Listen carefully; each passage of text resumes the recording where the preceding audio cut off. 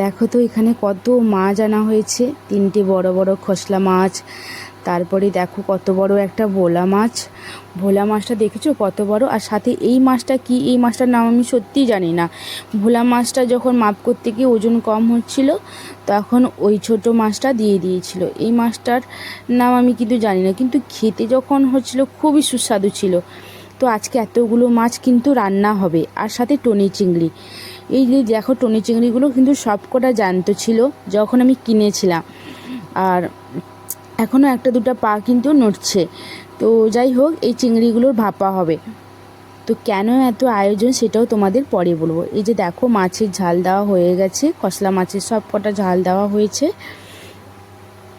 আর এখানে ডাল সেদ্ধ হচ্ছে।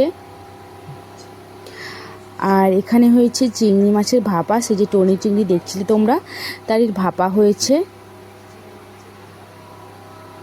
অনেক কিছু হয়েছিল, যেমন ওই যে ভোলা মাছগুলো ছিল সেগুলো ভাজতে গিয়ে দিদি ভেঙে দিয়েছিল, যার জন্য সেগুলো আর কিছু হয়নি, ওইগুলো ভাজা হয়ে গেছে।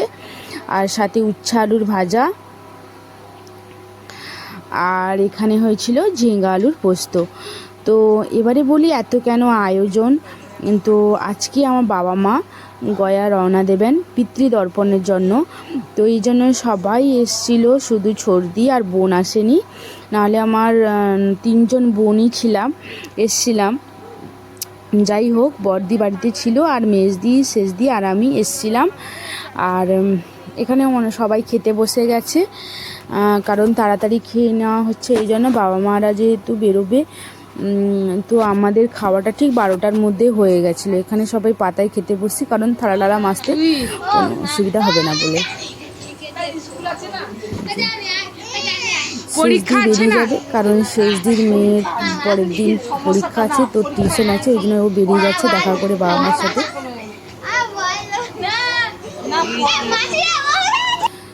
তো এখানে আমার মাসিরা চলে এসছে, আমার বড় মাসি ছোট মাসি। আমাদেরই বাড়ির কিছুটা দূরে ওনাদের বাড়ি, মানে মায়ের 3 বোনের একটা গ্রামে পরপর বিয়ে হয়েছে।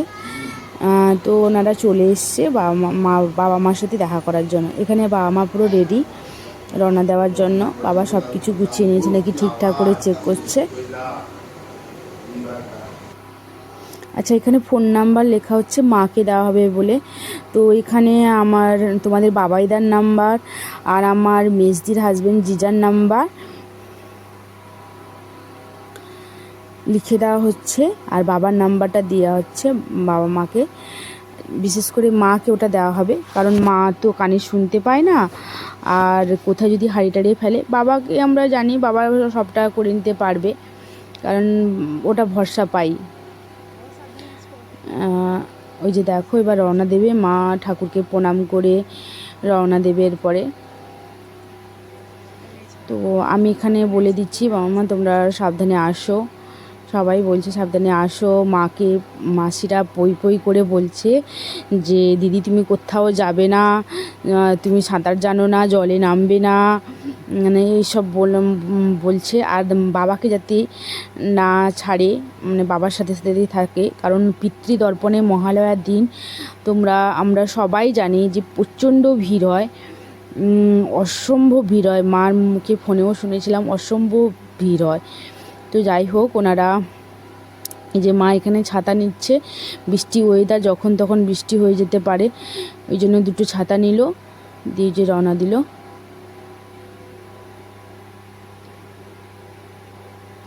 তো আমাদের সবার, আমি প্রথমে এতটা নার্ভাস হইনি, ভয় পাইনি, কেননা ভাবছিলাম যে বাবা মা যাচ্ছে ঠিক করে চলে আসবে। তারপরে মাসিটা যখন এসে বলে যে সত্যি তো আমার মা সাঁতার জানে না, মা যদি জলে টলে নামে, ওই বামুন ঠাকুর যদি জলে টলে নামে ডুব মারতে বলে, ওই সব কারণের জন্য একটু ভয় পাচ্ছিলাম। তো যাই হোক, সবই মঙ্গল হয় মা বিপদের দয়ায়। তো ওনারা ভালোভাবে ফিরে এসছে। আমি ঠিক করেছিলাম ওনারা ফিরে এলেই ভিডিওটা ছাড়বো, তো সেটাই করলাম। তো ওনারা যখন যাচ্ছিল, এই যে মাসি মেজদিদি বড়দি সবাই যাচ্ছিল। তো আমরা ভাবলাম যে যাব না, কারণ বাস ছেড়ে দিবে হয়তো। তারপরে কি মন হলো, আমাদের মন আর ঠিক ধরলো না। তো তারপরে আমরাও পেছন পেছন চললাম বাবা মার সাথে দেখা করতে, কারণ ফোন করে জানলাম ছোদ্দার কাছ থেকে যে বাস এখনও আসেনি, বাবা মা বসে আছে। তো মাকে মাসি ধরে ধরে নিয়ে যাচ্ছে আর বলে দিচ্ছে আস্তে আস্তে করে যে দিদি তুমি কোথাও যাবে না, একা যাবে না। বিশেষ করে স্বাভাবিকভাবে দুজন মানুষ, বয়স্ক মানুষ একা যাচ্ছেন, আর সাথে কেউ মানে আমাদের চেনা পরিচিত কেউ ছিল না। আর কোইন্সিডেন্টলি ওই বাসটায়, যেই বাসটায় যাচ্ছে সেই বাসটায় বাপিদা যাচ্ছিলো। বাপিদা আর কেউ না, আমার ছোটো পিসির বাড়ির পাশে, ও আমাদের নিজে দাদার মতন বলতে পারো, খুবই ভালো। তো ওখানে গিয়ে বাসের কাছে গিয়ে জানতে পারি যে বাপিদা যাচ্ছে। তো একটু সাহস পেলাম যে হ্যাঁ ওনারা এবারে ভালোভাবে ঘুরে আসতে পারবে, কোনো অসুবিধা হবে না। এই যে টোটো ছাড়বে দাদা, আমার পিসির ছেলে, ও নিয়ে যাচ্ছে দীঘা বাইপাস পর্যন্ত। ছোটো মাসি তো প্রায় কেঁদেই যাচ্ছে যে একা যাচ্ছে, মা বাবা দুজন।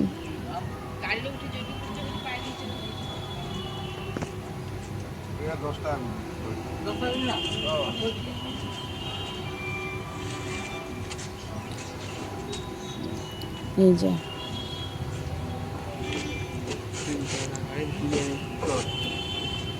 তো বাবা মারা কিছু দূর যাওয়ার পরেই আমরাই চলে এসেছিলাম। এই যে এখানে মেজদি বাবার মায়ের আধার কার্ড, বাবার আধার কার্ডের ছবি মোবাইলে তুলে দিচ্ছে, যাতে কোনো প্রকার যদি হারিয়ে যায় কোনো অসুবিধা যাতে না হয়, এই জন্য বারবার তুলে দিচ্ছে। আর আমরা এখানে বাসের জন্য ওয়েট করছিলাম। মা টোটোর ভেতরে বসে আছে। আর এই যে এই বাসটাতে করেই বাবা মারা জয়নাম দেবে। তো চলে এসছে বাসটা। এই যে বাস থেকে যে প্রথমে যে দাদাটা নামবে না, ওই হচ্ছে বাপিদা। তো এই যে নাম অবিদা, আমাকে লক্ষ্য অবিদা, মা আইসো, মা আইসো, চিন্তা কিছু নেই। অবিদা মা সাঁতার কাটতে যায়, লক্ষ্য লক্ষ্য চিন্তা করেন বৌদিকে। ও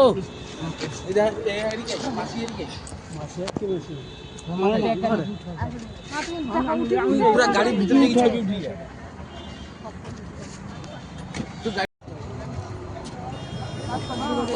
এক রায় পাল্টিবে, এক রায়